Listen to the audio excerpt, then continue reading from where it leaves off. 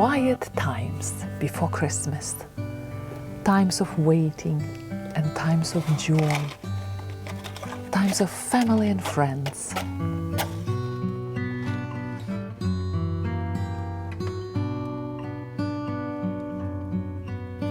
In our house, we have a tradition of slowly moving Christmas boxes down one by one from the attic and decorating as season moves on.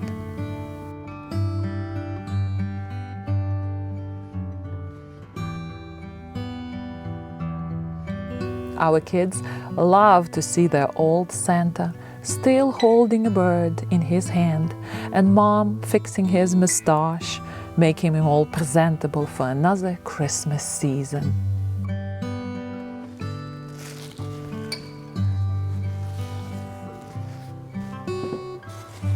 Usually we buy a beautiful Christmas tree, and another tradition is to gift everyone in the family with a Christmas ornament.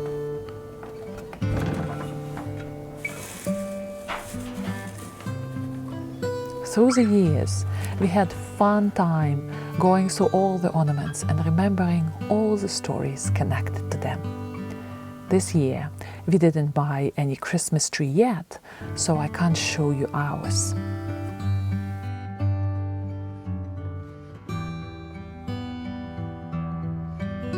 Fireplace is becoming more and more important as cold weather moves in. I'm thankful for all the warmth inside, the cozy pillows and beautiful crisp days outside.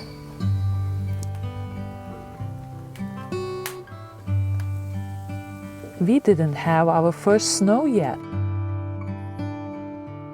I wanted to come in the middle of the night and let it be cold and fluffy, falling high onto the ground, covering everything in the blanket of clean white.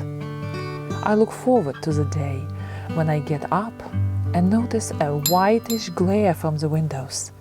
I open the curtains and snow. Usually it is a very quiet morning. No sign of birds, no noises of cars. Everyone is buried in. And then the excitement of snow wakes everyone and the day begins. One year, all three of our kids went to play into the snow for several hours outside, and I made pasta with meatballs and sauce for everyone. My kids came home wet and tired, with red and frozen faces and hungry. And there was a great kitchen aroma of good lunch waiting for them. That is how our new tradition was born. First snow should always be followed by a good pasta and meatball lunch.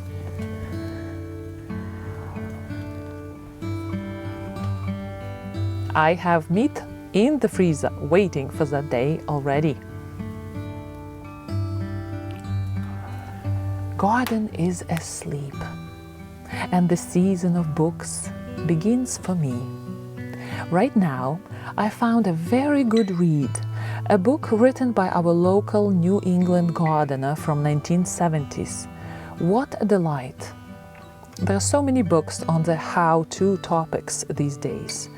When I find a good book about the garden, about life with the garden, that is an excellent time to spend in the evening. Oh, time before Christmas.